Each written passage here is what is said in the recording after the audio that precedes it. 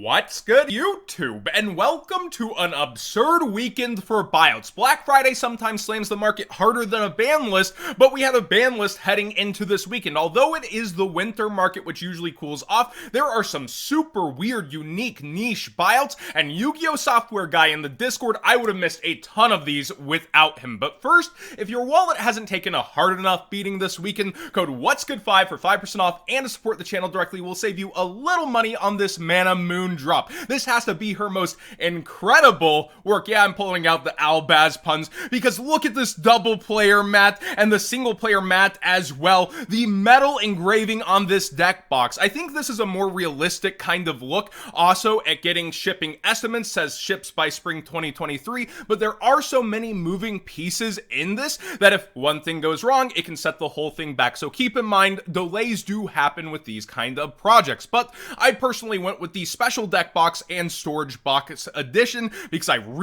really wanted that deck box. That being said, let's go ahead and get into today's market watch with a champagne taste chaos format buyout on a beer budget. People went for unlimited Yatagarasu, which the unlim, to be fair, does have a market price of $42, yet the sales show that it was selling out at $30, so it had fallen maybe due to the Starlight or something, but people went in and went for the unlimiteds during Black Friday. You have First Edition, you have Starlight, but yeah, let's go for those unlims. I'm not going to shame you for mid-max rarity, but that was definitely an interesting timing and choice with it having started to go down. Maybe someone was watching that pretty hard. Now, for other past formats, people are starting to explore through the mid-sections of history. Solemn Strike First Edition is around $10 market price, and you can see has actually crept up over time, but it got bought out to the tune of $25 to $30 here, with 25 being the lowest back on the market. There's a collector rare, there's an ultimate rare, but again, that mid-max first edition secret that people are going for on this one. Instead of unlimited, at least a better thumbs up from me. Lava Golem from the structure deck, Merrick, got bought out to a degree. Like, you can actually see it has sales at $10. I know Lava Golems in general have been bought out, but look at this. 15 is now the lowest, and it quickly goes up from there. People will find any reason to just avoid Hidden Arsenal Chapter 1 Ultras as hard as they can. They're still sitting here for $5. Please take them. This set has to be one of the biggest flops of all time, but my gosh, people just want touch the cards. They'll go and spend on ancient structure deck cards before they'll do that. Dark Smog is kind of an interesting one. The secret rare, which I do believe it has a common being printed in the Dark World structure deck, is being bought out, and I gotta say, I do love the art. It's Raikou confused, being brought into the Dark World. Card lore, you have the Twilight Sworns, but anyways, it is now around $10 for a first edition, where the market price was towards $5, which was actually starting to curve up as it was. Artifact Sanctum is one of the ones I'll wag my finger at. This is slated, at least from the OCG, to be in the Trap Trick structure deck, and yeah, rip Corey. I miss him so much, man. So, like, I can't state that enough, but seriously, I love that they did put the artifacts with the trap tricks and kind of give that throwback a little bit look in at hat, and this got bought out for the ultra rares, and I mean, they will be the, you know, holographics these for, but the fact that they're all going up in price right now when a reprint is likely on the horizon, I would think that it wouldn't get cut from the set list. It is interesting to see people going after that one right now. Performapal Pendulum Sorcerer has been continuously down after its previous buyout, and what do you know, people bought it out to the tune of being almost $10 once again through this weekend. This is one of those ones that just every buyout seems to fail on it. Like, it seems like a 5-head brilliant move. I would call it too cheap at $5 for its history in the game. You had the emergency ban list around it, but like first edition DD Warrior Lady from Dark Crisis. Dark Crisis is so expensive. Sealed. This card has a legacy, and it always just falls down to $20 to $15 for DD Warrior Lady. This cyclical buyout feels like it's the same, where people try to make it happen. But to be fair, Ultimate Rare Dark Law used to be stuck in a cycle of buyouts, and look at it now. So they definitely can break the cycle, but right now it seems to be a cycle of that. Red Eyes Flare Metal Dragon Ghost Rare, as well as Ultimate Rare are both towards their highest prices they've been. $180 for first edition on this. You can see the market price was $147, and some sales did happen for the near mints to start disappearing, as well as yesterday one at $150. And then Ultimate Rare, this is for rank 7 goodness. I always murder the name. Kashrita, probably still killing it. But Red Eyes Flare Metal Dragon. Yeah, a lot of people are on this. Do keep in mind there's the different color like purple, green, ultra rares out of a Dragons of Legend Complete series, but those are also very low in quantities now. Like, we're talking 20 or less on the market.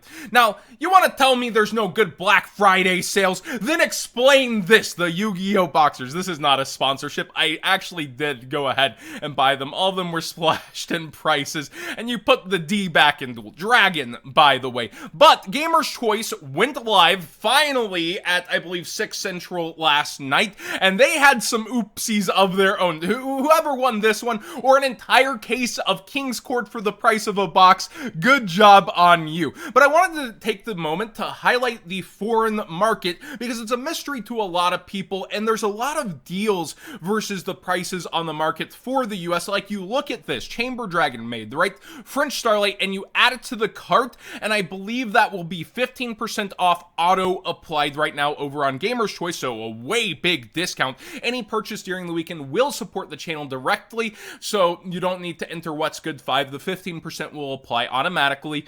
But look over here, bought out to the point of 480, even getting a sale at 480 and sticking the landing on the price. Like, this is such a discount, but people in modern Yu-Gi-Oh! Versus the past feel a lot more adverse to carrying translations or using the Neuron app and having to tell people over and over what their cards do, where in the past, a lot of pros popularized, especially Italian, French, and German cards. Now, when it comes to foreign cards, I believe it is Italian and French are towards the top, German is then considered a bit cheaper, and then you have Spanish and then Portuguese towards the bottom in terms of how they price out on the market. Euro English is up there with regular English. They go back and forth to a degree. But when we're looking at the foreign language cards that do come in the EU print that's a little darker, that looks very nice, they don't always hit, but there can be some amazing deals from that. And I feel like some of these, I've gone through and searched the site for what I think is pretty good deals. And if you don't buy them, I'm actually going to personally buy some of them for myself. I haven't bought TCG cards in a while, so I'm going to go through the ones that I thought were the very best deals. Italian Effect Veiler at 600, and remember, 15% off that price will apply, versus you can even see a foreign copy here, French, at 625 on our market, but then they quickly go up into the 800s for English copies. So being able to, not only get a quarter off and then a further 15% off to be able to have a copy that is one of the more desirable foreigns, I think is a pretty good deal. When it comes to Effect Veiler specifically, though, it is seeing a ton of play in this format, so do keep in mind it's a format-dependent hand trap versus its hype, but people typically go after them in threes. This one's crazy to me. Italian Cyber Dragon with that EU foiling, the terrible foiling in the US, especially on the first edition, versus this where you can see the impact. Very light play. James is probably just trying to avoid anything. You see a little white here and there. It does look very light play. I think he has so many good Cyber Dragon deals that this one is pretty darn nice. And when you look at the market over here, even the foreign copies at near mint, where everything else is heavy play or mod play before this page, starts at 375. So I think that's pretty darn nice. When we look at Elemental Hero Wild Edge at 150 for a first edition mint German, they start out over here for English at 450 and then 600 with a sale in the 500 range in recent history. So again, these discounts, in order to have a piece of a collection you've been waiting for a long time, it comes down to basically what do you like and how the prices play out internationally. James's deals over on Gamer's Choice, they're very, very decent and motivated to sell, versus, triple to double to 1.5x a lot of these prices. Now, some of them aren't the steepest discounts like Glow Up Bulb. I just think this one is very nice at $60, and I think it's great for past format. Or I also like when you get things and name changes where you would never see the font in English, like how this capital B sticks up in Torrential Tribute and it's different than other B in here. I just like cards like that sometimes, especially for Goth format. And first edition LON with the G on it, I'm gonna get this one if you don't. I'm serious, I will take that one. We have the Starlight Winds at $650. I believe the discounts put them under the $600 mark into the 500s. And Italian here, you have also Italian Maxi. And when we're looking at wins specifically, like, there's tons of sales high up here. And with Black Friday, a bunch of them sold at $850, I believe, mostly from big city cards coming back in time and time again versus their price point. And you can see after that, it shoots right up towards $1,100. And there is a Portuguese copy, one of the less desirable ones, at $800, which these French and Italian ones are way under. Actually, I don't think I have Max C pulled up. Now, let's not do ban list talk. I know you can't help yourself, but Max C here in Yu-Gi-Oh! I believe it's just, yeah, market price 1,000 for the Englishes that are selling here. And there will be foreign copies that line up, but they're way cheaper than what Gamer's Choice is selling them for, which I think is pretty neat. And finally, Chalice Prohibito, a first edition foreign on an unlimited English budget. I think this looks great, and near mint, it's first edition. I like Italian ones, and when we see over here first edition, it's towards 175, and the unlims start near this price. Thanks for watching today's Market Watch. What do you think of foreign cards and the foreign card market? I think it's an interesting one because people will come over here to YCS's still and charge for an upgrade, go back home, charge for an upgrade there. It's usually what's scarce, and in the rooms at YCS's, they tend to do extremely excellent, but online, they don't have the most traction, and when you see them at like half the price of their English counterpart, that's where I start to go, and I personally would actually go ahead and get a few, although not a financial advisor channel. I don't know the future of card prices, how things play out, but for me, I sincerely will be buying some of these if you do not.